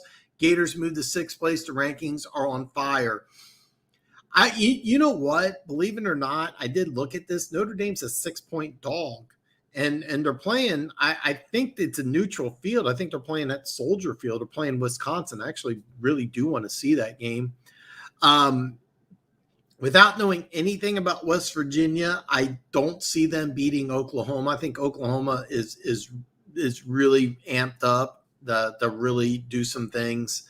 But Arkansas beating an A&M, I don't even know where that's played at. I want to say it's at College Station, which is really difficult. I did watch Arkansas play earlier this year. I forgot who it was. Texas. They beat Texas. That quarterback's a lot of fun. A lot of fun. He's an NFL tight end. He's one of these NFL tight ends playing quarterback. A lot of fun. They had some. If you don't know anything about Arkansas, the one thing I was really impressed, they got a couple players on that Arkansas has a couple players on defense that are going to be in the NFL. They have, I think their outside linebacker defensive end is going to be a first rounder, and they have a couple pieces on that defense that are going to be NFL players. Could they? I could see that. I don't see West Virginia. Wisconsin's favored. And the Gators, I can see the Gators moving to 5 or 6. Yeah. Don't feel bad, Robbie Anderson. Yeah, I know. I know. Yeah. Amazement T-Bay. Dude is ripped. Okay. Yeah, okay, that's the same guy. Okay. I watched him play last year. I didn't know he was 15. I was thinking he was 5 for some weird reason. But yeah, he's a lot of fun to watch. A lot of fun to watch. I watched him a little bit last year. Same guy I'm thinking of, yeah. Yeah, why would you nail it? Yeah, it's a mistake. But yeah, Music City guy should stay on TV. Now he's debating Stephen A. Stephen A is terrible when it comes out. Let me do this, and I feel bad because I'm going to find myself in a position defending Stephen A. Because like if you listen to Stephen A. right now, it's shock jock. It's just entertainment. He's not really. Coming up, though, this dude worked his ass off. I heard stories that he would work like 18 to 20-hour days when he was, just in radio coming up. So his story is phenomenal. I don't listen to Stephen A. at all, especially when it comes to football. His story is phenomenal, but I don't listen to him. He's just entertainment. He's just somebody you want to listen to. But he's a guy I got a ton of respect for because I heard he just like his work ethic coming up was amazing. He earned the right to be a shock jock, But I don't pay attention to any. I stay away from all that other stuff. I try to listen to Wager Talk. The Behind the Sticks podcast, Daniel Jeremiah, Bucky Brooks. That's one that I listen to. The big talking heads that are like, Colin Cowherd, Stephen A. I listen to none of those guys. It's just noise. I do like Chris Sims, but the show with him and the guy on NBC. I'm trying to think of his name. It's just no, but that's like the only guy I would listen to would be Chris Sims. Chris Sims has some really intriguing points. That's the only guy, but I don't even watch that show. I used to listen to PTI on a regular basis. It's just that I don't anymore. Nothing, even though I love those two guys. I just don't. Amazement tried to hire a head coach. We tried to hire a head coach Harbaugh before firing Soprano. I remember that. Oh God, I did forget that. Best blocking tight end is Gronk. I don't know. I don't think so. Not anymore. Not when he was the Patriots. Yeah, I don't think that's true now. It's at Jerry World. I did not know this. To tell you the truth, I might have to put the DVR on this one. This is going to be a good one to watch. I might have to DVR this one. Amazement, he might be out of the guys that can do it all, but a few guys are pretty good who can't catch. Arkansas and A&M always played at Cowboy Stadium. Cotton Bowl Classic will be a good game. A&M is legit. I have not had a chance. I watched Arkansas, so. Okay, number 5 is Emory Jones. He's the star. Okay, so I got him mixed up. It was Emory Jones, the guy who was the backup last year, who was a phenomenal scrambler? Because if so, I loved watching that guy. So I apologize. I don't get a chance to watch as much college as I should. I really don't. But yeah, I called him number 5 until last week. That's actually really good, man. I actually really like it. Nowadays, yeah, Stephen A. Bayless, guy would just shock media. If you want to know about team, go find exactly. I'll match my football knowledge against any one of these guys, and I back it up. And I haven't even gone through the rest of these games yet, but I do. If I don't go through all of them, that's fine. I will give you the one game I bet on, and I think a lot of you already know the game, but I'm going to give you a game I actually put my money down on. So yeah.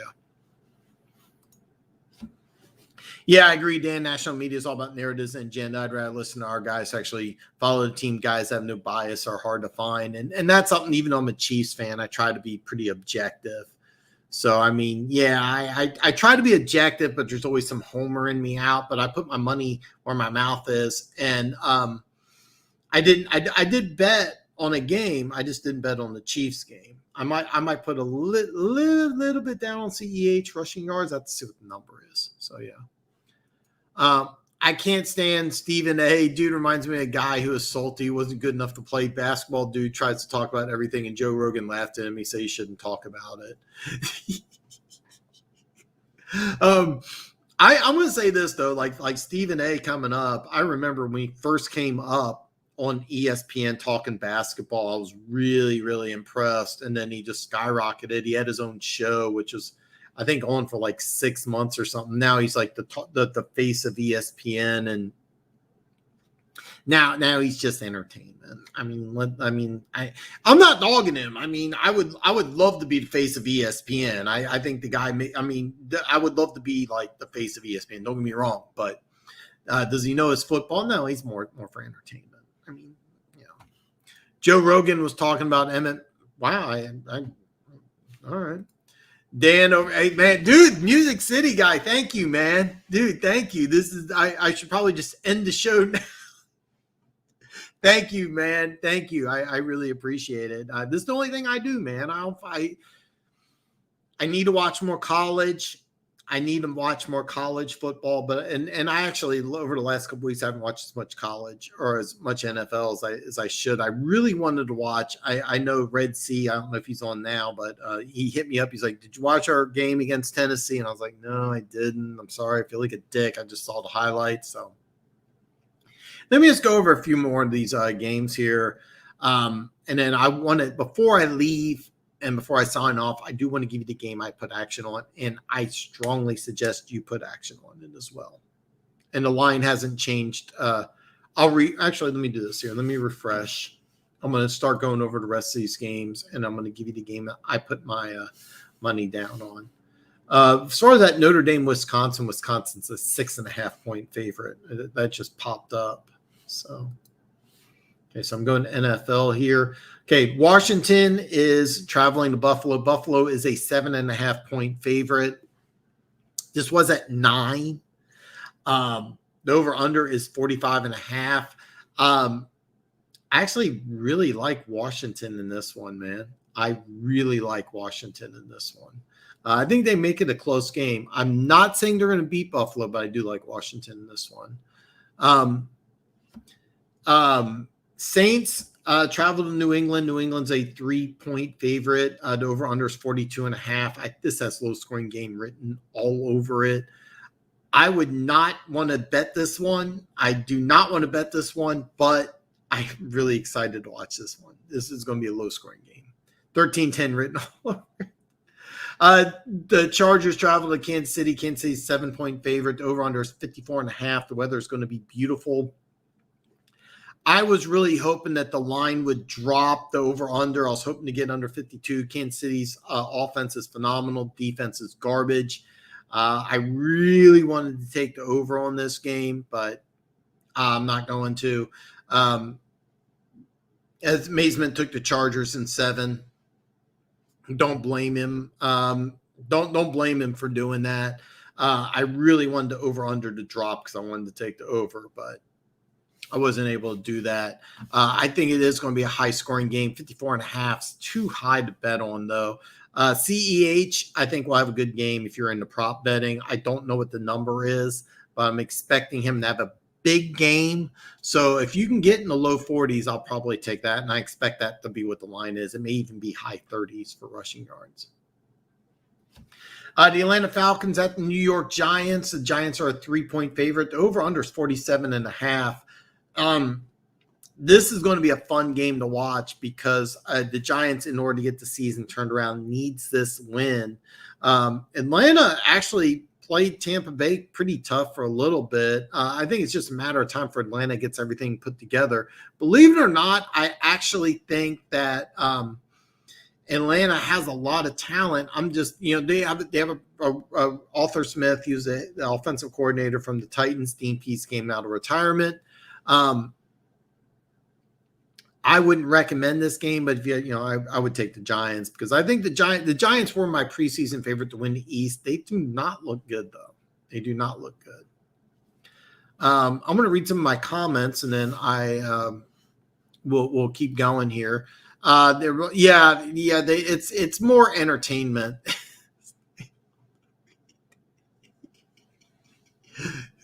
I think he's saying this to Music City.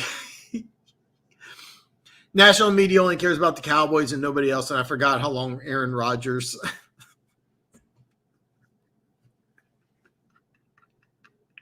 Yes.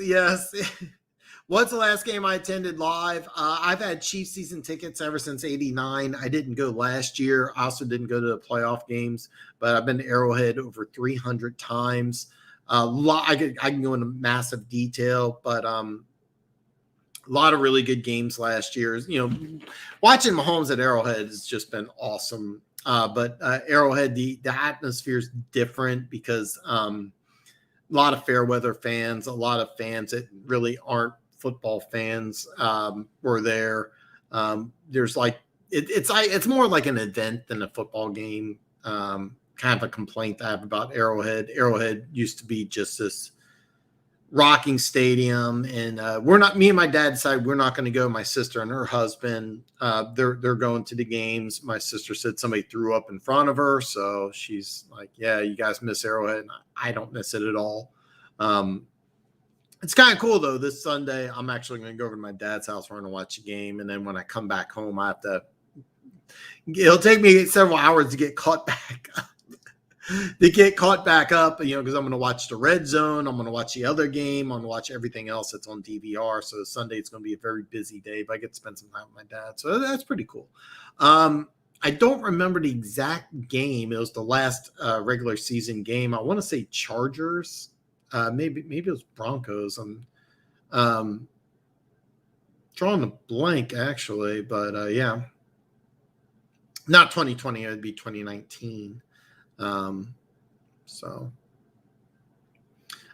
yeah, I've been to Arrowhead over 300 times. Great games. The game that the Chiefs set the sound record, that's my record. I know because I could barely talk after that game. So I go on and on. I'm going to keep it but I've been to Arrowhead over 300 times. It's now Geisha Field. It's something stupid. There is not the same Arrowhead mystique. There really isn't. It's a different crowd. It's not the same, but it is going to be rocking against the Chargers. I can tell you that. NFL or college? For me, NFL. Always NFL. I always love NFL. I need to watch more college, but yeah. I really want you to take your takes on Green Bay Niners and definitely Rams Bucks. It's very ironic that you say that. Yeah, he doesn't matter. It's legal in Michigan. I did not know that. Trust me, probably one of the reasons I moved out of here. Oh, dude, you're going to the Michigan State game. I don't even know who they're playing, but that is awesome. It's okay, Denver. Crack ain't legal, but it's legal. Michigan State is looking tough to beat, man. Why isn't your dad watching? Last time we were at Arrowhead, Winston was our quarterback, and he was hyped because the Indian chant got him excited because he was playing FSU. And okay. True story. I'll never forget this. It was they actually changed the name of the school, but it was North. I'm trying to remember. It's now called Truman State. But it was North Missouri State University, and this was in the late 80s. So what they used to do for halftime was they would bring a college band on. They would send them in the end zone. And these guys were like in perfect unison. They were perfect dress. They were doing they were doing it in like 100% perfect unison. And it was their thing. And yet they got it from Florida State, I'm assuming. Anyway, they were green. The colors were green and white. And so there's like this green corner of the end zone, and they're doing it in perfect unison. I mean, perfect unison. And it was funny because it was this little corner of the end zone, little square. And by the end of the first quarter, like people were doing this. All right. And then, they went and did the halftime show. They came back. And then next thing you know, like a larger part of the end zone was doing it. And it was all out of order. Nobody had any rhythm, and by the end of the game, almost the whole stadium, they brought him back next week, and the Tomahawk Chop started. It had nothing to do with Florida State. It had to do with this small, at the time, I don't know what you call it now. I think you actually still call it Division II. They're now Truman State.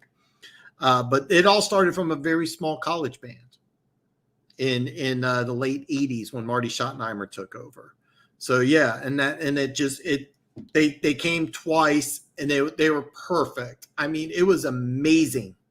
It was amazing. Everybody, you got a college scholarship, and it was funny. It just grew like a poison ivy rash or something. It was amazing. So, Tony Gonzalez or Kelsey. This is a good one.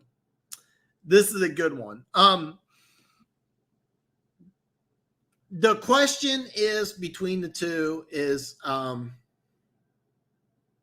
how do you grade longevity? Because Gonzalez is going to play longer than Kelsey. All right. Gonzalez is going to play longer than Kelsey. Gonzalez is a better block. Okay. I'll grade the two. Okay. Longevity, blocking, route running, hands is all Gonzalez. Big plays, run after the catch. Did anybody see that touchdown that Kelsey had on Monday on against the Ravens where he ran? Gonzalez doesn't even come close to doing that. Not even close. Gonzalez had no moves, no run after the catch ability. He basically, his big thing was to jump up and catch it. So run after the catch. That's basically it. Run after the catch. Speed. Kelsey's faster.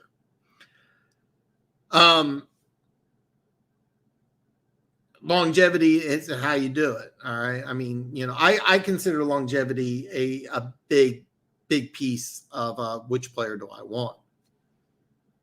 All right. That said, if I had to choose between the two, I'm taking Kelsey. I'm taking Kelsey because if you're down, you definitely want Kelsey. All right. Is he going to drop a pass that Gonzalez catches? Yes. Is Gonzalez the better blocker? Yes. And neither one of them are great blockers, but Gonzalez is easily the better blocker. It's not a debatable. Don't listen to Chiefs fans now. One thing about Gonzalez was kind of about Gonzalez, where Kelsey's a team dude. If you're down, you want Kelsey. If you're up, you probably want Gonzalez. Kelsey by a hair. Just personal preference. And I love my sister worked at I don't want to say the name of the company she works for, but anyway, Tony Gonzalez at an event, he signed like 15 different things for my sister. I have a Tony Gonzalez signed hat. My sister got me for Christmas. I treasure it. Tony Gonzalez, awesome. A lot of people in Kansas City are salty about Gonzalez. I am not. Kelsey is just the run that he made after the catch. Gonzalez doesn't even come close to that. If you're down, you have Kelsey. All right, Kelsey's a guy just that run after the catch. The Andy Reid offense, I would have loved to seen Gonzalez in the Andy Reid offense.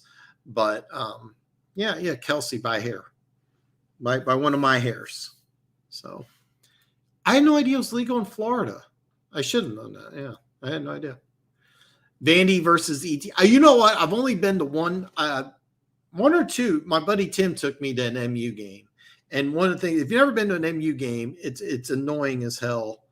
On one side they go MIZ. And on the other side, they finish with ZOU, and they do it the whole fucking game. It's annoying as fuck. After like a quarter, I'm like, I just want to get the fuck out of here. I'm going to cheer for defense. I don't want to hear that dumb chant. It was terrible. So, cool stadium, though. Cool stadium. Columbia, Missouri is actually really cool. It's college town, but then MIZ-ZOU thing is one of the most annoying things of all time. It drove me nuts. I was like, this is awful. So college tickets are expensive. That is awesome. She works at Vanderbilt.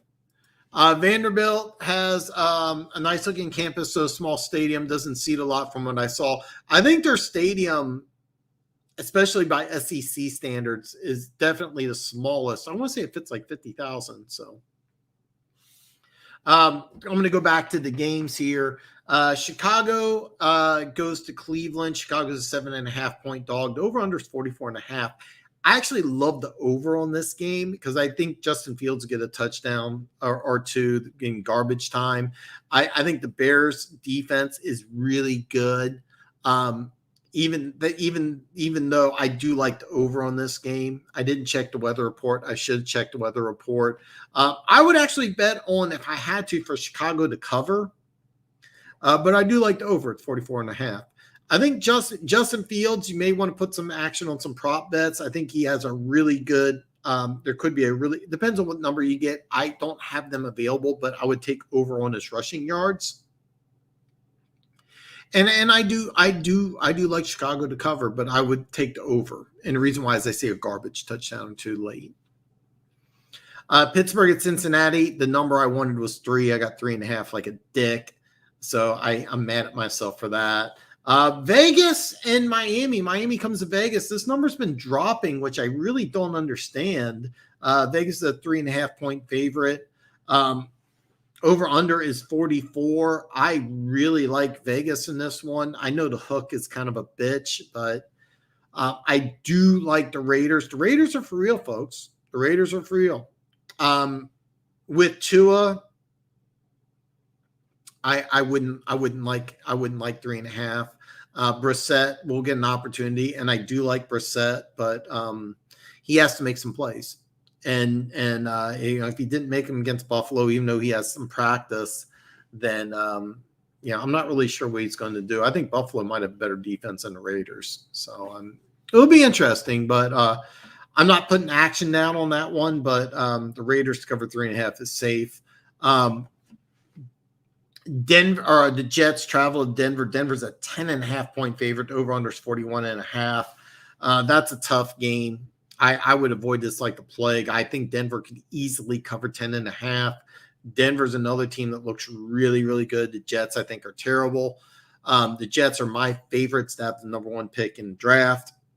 But yeah, I don't think enough of Denver to cover 10.5. But yeah, the 10.5, yeah, I could see it.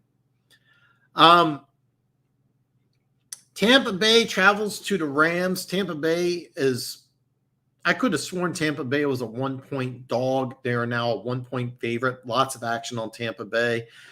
I actually do like Tampa Bay, so I kind of get it. The over-under is 55.5. I do like the under on this one. I like the under big time, even though both offenses have been playing pretty well. I think this will be a game that's got a little more defense. I don't think it's going to be 5.5, but I do like Tampa Bay in this game. I think Tampa Bay's the best team in the NFL right now. So, yeah.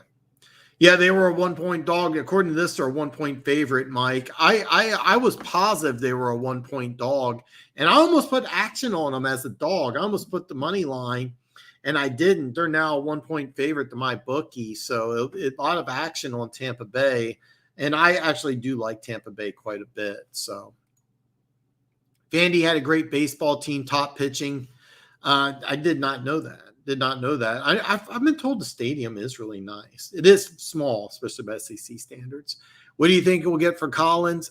Not much, but if he's benched and he doesn't play at all, you may just be better off just cutting him. So we have some good Bucks players from the past that went to Vandy. You also had a running back. Didn't you draft a running back who went to Vandy? Can you still get action on Raiders making the playoffs? No, probably. Okay, let me rephrase that. Probably not.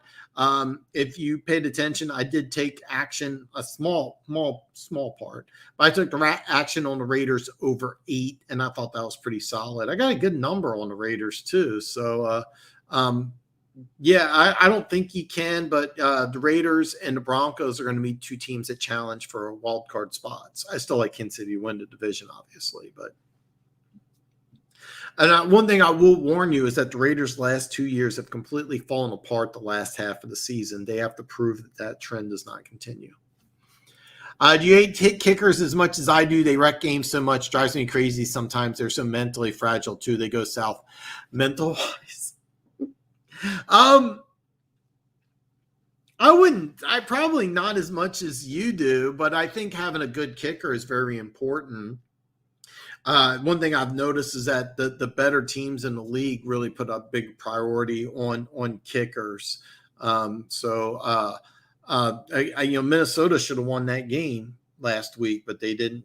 Not a good kicking game. So, I don't know if it's a lot harder being a kicker than you think. I mean, you do nothing for a couple hours and all of a sudden everything relies on you doing something. It's a pressure-packed situation. So you can still be, okay, Bovado has it. I was mistaken. I know my bookie doesn't. So you can check Bovado out. And the answer is yes to, yes to this question. Can you still have action? According to this book. Vaughn, yes. He's in the doghouse. That's why he signed you. Yeah, but I do remember you had that. I would take the Rams at Tampa going west. When is the game time? It's an afternoon game. A veteran team like Tampa Bay, I don't think is that big of an issue. I think it's a lot harder going west to east than it is east to west, especially for game. The times here I got are Eastern, so it's 4:25 Eastern. It'll be an afternoon game. It won't have an effect really on Tampa Bay. I think a team going from west to east to play an early game is much more difficult than a team going east to west to play a later game. I don't think it'll be. I really don't think it'll affect it much. And I think Tampa Bay is significantly better than the Rams. So that's why I like them. And it opened up at 5 and it moved a little. Yeah, it jumped just 2. I thought it was 1 yesterday. So yeah. Yeah, that's the guy who I was thinking of. And yeah, he is in the doghouse. That's why he signed.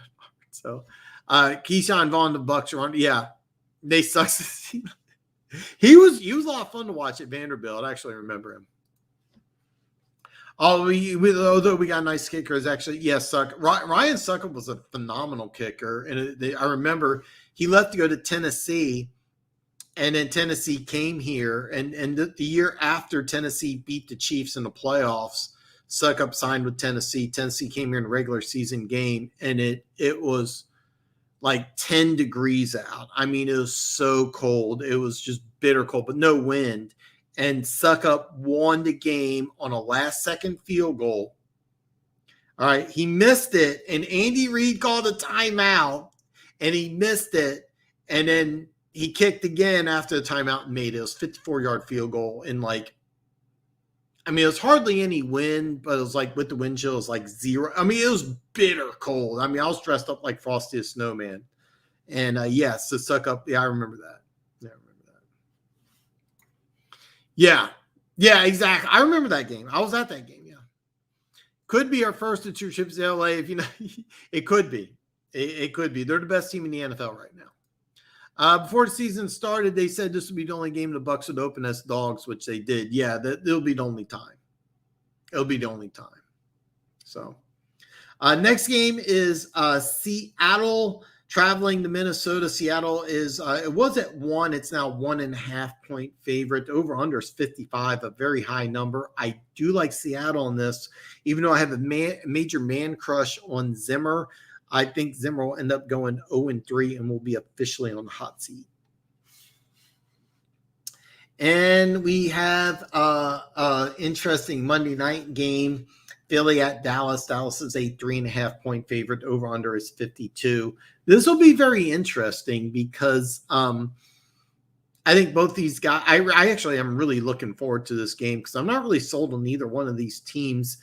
Philly had a good chance against San Francisco to really win this game. I'm not sure. They made some very questionable coaching decisions. I'm not sold on Dallas. Big win against the Chargers, a team that I've been telling people are not that good. So it's interesting. The over-under on 52 is also interesting. I'm going to avoid this game like the plague. So, yeah. Yep, he was. Yeah. I remember that. I remember that. 11.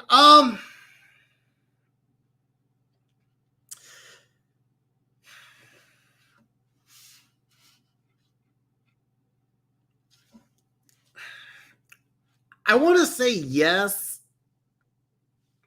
Amazement. He asked, is the 11 points for the Jets too high? And I want to say yes, but Denver's good. Denver's defense will really throttle the Jets, and Denver's offense is playing pretty high. It's playing a pretty good pace. I would not touch that because I don't have enough confidence in Denver Broncos to cover 11 points. They don't have that powerful of an offense, but the defense will really throttle.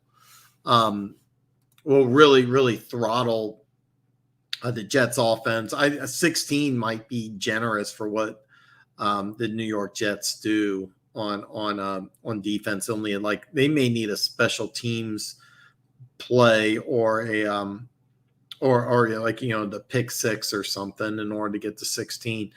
I wouldn't do it myself. I can't do it. But let me give you the one game I did put action on. The one game that you can also put action on. The Green Bay Packers at the San Francisco 49ers. It's the Sunday night game. San Francisco is a 3-point favorite. I put action on the Green Bay Packers.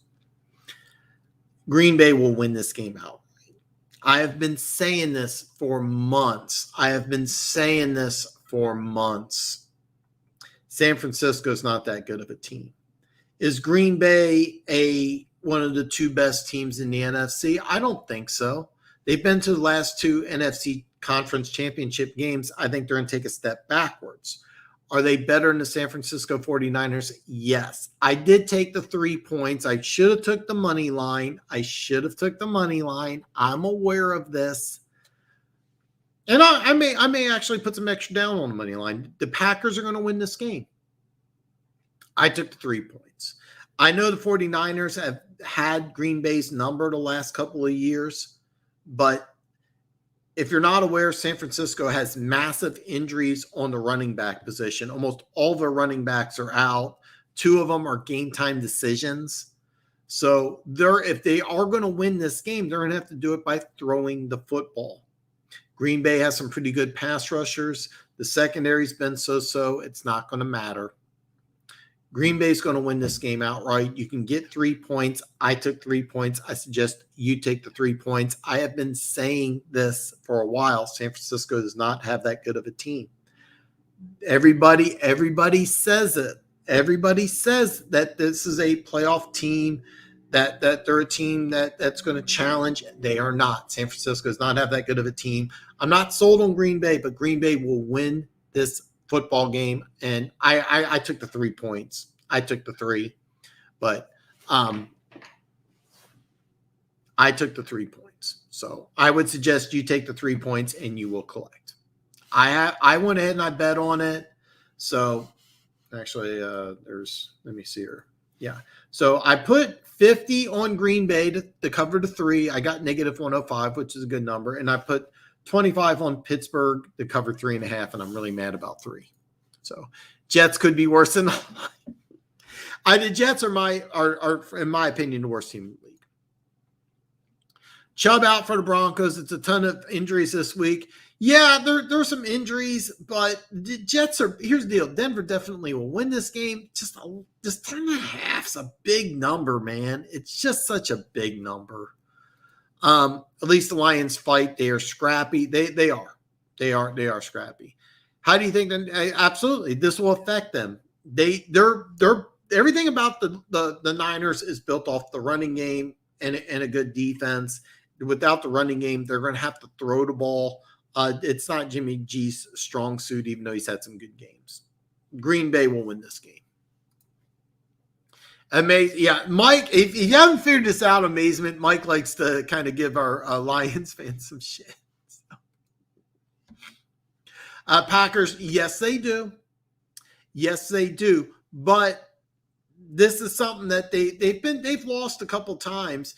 And the one thing you have to understand, though, is that they have multiple injuries at the running back position. This is going to cause some problems, okay? The defense isn't that good. I understand that. But you have to understand, this isn't one of the best defenses in the National Football League like you're led to believe. You're not going against that great defense here in the San Francisco 49ers. Aaron Rodgers is due for a victory. The Green Bay Packers are due for a victory over the San Francisco 49ers. It is, but there's so many injuries on the running backs. 2 of them are game time decisions. Without the practice, without the reps, they are going to have to throw the ball. Then one thing about Green Bay is they do have some good pass rushers, and Aaron Rodgers is due for a big game against an average defense. Remember, he's the first-year defensive coordinator here in San Francisco, so Green Bay will win this game. Yeah, I love the Niners to start crapping the bed. Philly had a few bad luck calls. Eagles are an okay team. I know you took the over for wins, starting to look good. Yeah, I for those of you who don't know, I have under 10 wins for the San Francisco 49ers. I feel very confident that will hit, and you'll see it now on Sunday night. You'll see that the San Francisco 49ers are not a good team. You will see it. And look, if they win, they'll be 3-0, and I have to sit here and I have to come back on Wednesday and I'll eat my words. So very bad. Joe Barry is, and for those of you that don't know, they fired Mike Pettin, the defensive coordinator, who, by the way, was kept on under McCarthy. McCarthy hired him. He was kept there. So when LaFleur took over, by the way, don't forget his brother was a longtime assistant with the 49ers, maybe some inside info. Now he's the head coach the offensive coordinator with the Jets. But yeah, Joe Barry is really struggling. They will get it turned around this week because they're not going to be able to run the ball like they want to do. San Francisco is not going to be able to run the ball. They're going to have to throw the ball. Green Bay has some good pass rushers. It will affect them. Rodgers is due for a good game. This Niners defense is not elite. So That is my tip. I took Green Bay. I took the 3 points. They're a 3-point dog. I took the 3 points. You could take the money line. According to my bookie, it's plus 140. I didn't do it. If Pittsburgh ends up collecting, I may go ahead and do that. We'll have to wait and see what happens. But anyway, don't forget, hey, listen, I'm going to wrap this up. But look, don't forget, give me a thumbs up. Give me a thumbs up before you go. Everybody have a great weekend. You can always hit me up. The Dan Show at yahoo.com. I have the alerts on my phone, even though I put my phone behind me. I will answer your email. But do me a favor. If you do send me an email, don't send it to me on Saturday. Send it to me on Saturday. I will be up late Saturday, Sunday, because I'm basically going to get up on the drive over to my dad's. It may be a little difficult for me to respond to you Sunday morning. So if you have you can email me late Saturday. I'll get back to you. But if you email me Sunday, it's hit or miss. But if you email me Sunday night after I'm home, I might be able to get back to you. But if you do have a question, email me Sunday morning. So yeah. Let me see here. They're a 3-point dog for a reason. Yeah, I know, but I'm telling you, Green Bay is going to win this game. Dan, Coke is legal in Oregon. Just saying. I'm not on Coke. Seems like the NFL cares more about Sunday night than Monday Night Football. What do you think the potential Monday night playoff games this year? Okay, actually, I didn't bring up this, but what they're going to do is that they are 3 wild card games, right? For each conference. One of them this year is going to be on Monday night, and I think it's a great idea. It's a great idea. Instead of it just being Saturday, Sunday, they'll spread it out. I think it's a great idea. I think it's going to be fun. If Joe Barry is butt, this means Jake Butt is here.